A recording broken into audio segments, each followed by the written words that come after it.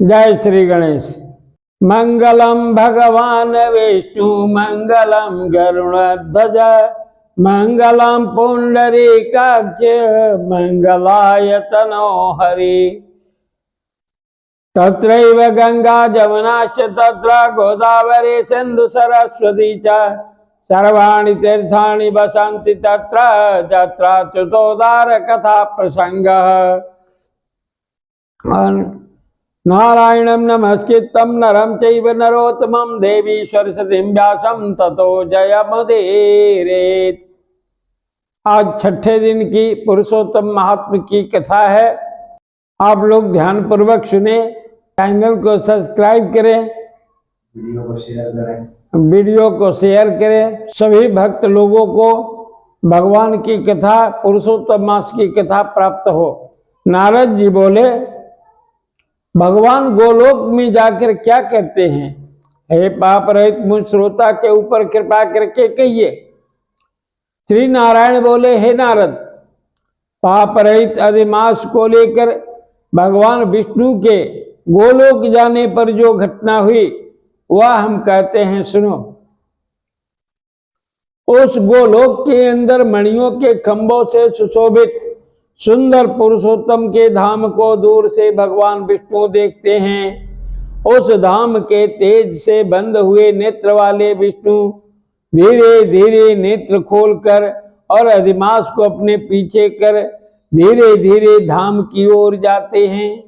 अधिमास के साथ भगवान के मंदिर के पास जाकर विष्णु अत्यंत प्रसन्न हुए और उठकर खड़े हुए द्वारपालों से अभिनंदित भगवान विष्णु पुरुषोत्तम भगवान की शोभा से आनंदित होकर धीरे धीरे मंदिर में गए और भीतर जाकर शीघ्र ही पुरुषोत्तम कृष्ण को नमस्कार करते हैं। गोपियों के मंडल के मध्य में रत्न में सिंहासन पर बैठे हुए श्री कृष्ण को नमस्कार कर पास में खड़े होकर विष्णु भगवान बोले, श्री विष्णु भगवान बोले, गुणों से अतीत गोविंद अद्वितीय अविनाशी सूक्ष्म विकार रहित विग्रहवान गोपों के वेश के विधायक छोटी अवस्था वाले शांत स्वरूप गोपियों के पति बड़े सुंदर नूतन मेघ के समान श्याम करोड़ों कामदेव के समान सुंदर वृंदावन के अंदर रास मंडल में बैठने वाले पीत रंग के पीतांबर से शोभित सौम्य भौहों के चढ़ाने पर मस्तक में 3 रेखा पड़ने से सुंदर आकृति वाले रासलीला के स्वामी, रासलीला में रहने वाले, रासलीला करने में सदा उत्सुक, 2 भुजा वाले मुरलीधर पीत वस्त्रधारी अच्युत ऐसे भगवान की मैं वंदना करता हूँ। इस प्रकार स्तुति करके भगवान श्री कृष्ण को नमस्कार कर पार्षदों द्वारा सत्कृत विष्णु रत्न सिंहासन पर कृष्ण की आज्ञा से बैठे। श्री नारायण बोले, यह विष्णु का किया हुआ स्तोत्र प्रातः काल उठकर जो पढ़ता है उसके समस्त पाप नाश हो जाते हैं और अनिष्ट स्वप्न भी अच्छे फल देते हैं और पुत्र पौत्रादि को बढ़ाने वाली भक्ति गोविंद में होती है। अकीर्ति का नाश होकर सत्कीर्ति की वृद्धि होती है और साथ साथ वंश की वृद्धि, साथ साथ धन की वृद्धि भी होती है।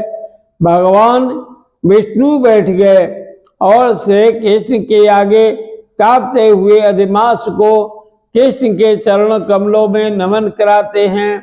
तब श्री कृष्ण ने विष्णु से पूछा कि यह कौन है, कहाँ से यहाँ आया है, क्यों रोता है? इस गोलोक में तो कोई भी दुख का भागी होता ही नहीं है।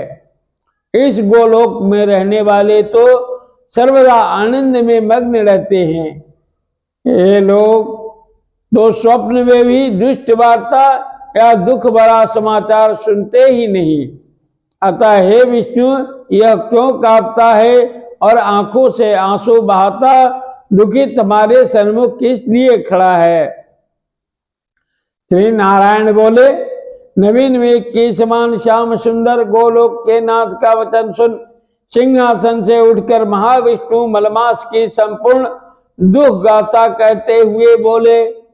श्री विष्णु बोले, हे वृंदावन की शोभा के नाथ, हे श्री कृष्ण, हे मुरलीधर, इस अधिमास के दुख को आपके सामने कहता हूँ, आप सुने। इसके दुखित होने के कारण ही स्वामी रहित अधिमास को लेकर मैं आपके पास आया हूँ। इसके उग्र दुख रूप अग्नि को आप शांत करें। यह अधिमास सूर्य की संक्रांति से रहित है, मलिन है, शुभ कर्म में सर्वदा वर्जित है। स्वामी रहित अधिमास में स्नान आदि नहीं करना चाहिए। ऐसा कहकर वनस्पति आदि ने इसका निरादर किया है। 12 मास कला क्षण अयन संवत्सर आदि से अपने अपने स्वामी के गर्भ से इसका अत्यंत निरादर किया। इसी दुखाग्नि से जला हुआ यह मरने के लिए तैयार हुआ।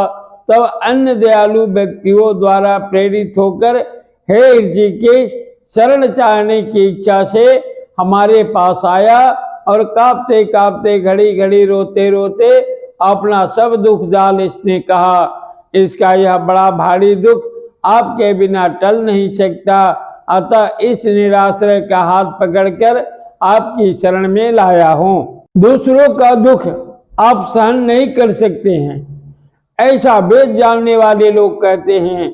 अतएव इस दुखित को कृपा करके सुख प्रदान कीजिए। हे जगतपते, आपके चरण कमलों में प्राप्त प्राणी शोक का भाग्य नहीं होता है, ऐसा वेद जानने वालों का कहना ये कैसे मिथ्या हो सकता है।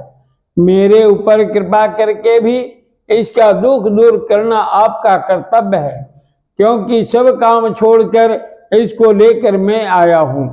मेरा आना सफल कीजिए। बारंबार स्वामी के सामने कभी भी कोई विषय न कहना चाहिए, ऐसी नीति के जानने वाले बड़े बड़े पंडित सर्वदा कहा करते हैं। इस प्रकार अधिमास का सब दुख भगवान कृष्ण से कहकर हरि कृष्ण के मुख कमल की ओर देखते हुए कृष्ण के पास ही हाथ जोड़कर खड़े हो गए। ऋषि बोले, हे सूत जी, आप दाताओं में श्रेष्ठ हैं। आपकी दीर्घायु हो, जिससे हम लोग आपके मुख से भगवान की लीला के कथारूप अमृत का पान करते रहे। हे सुत, गोलोकवासी भगवान कृष्ण ने विष्णु के प्रति फिर क्या कहा और क्या किया इत्यादि लोकोपकारक विष्णु कृष्ण का संवाद सब आप हम लोगों से कहिए। परम भागवत भक्त नारद ने नारायण से क्या पूछा? हे सुत, इसको आप इस समय हम लोगों से कहिए। नारद के प्रति कहा हुआ भगवान का वचन तपस्वियों के लिए परम औषध के रूप है। इति श्री बृहन्नारदीये पुरुषोत्तम मास महात्म्ये षष्ठो अध्याय। जय श्री गणेश। आज छठे दिन की कथा पूर्ण हुए। हरे शरणम हरे शरणम हरे शरणम हरे शरणम। आज एक कथा को आप लोग जो है ज़्यादा से ज़्यादा शेयर कीजिए, ये सभी भक्तों को जो है पास में पहुंच सके। जय श्री गणेश।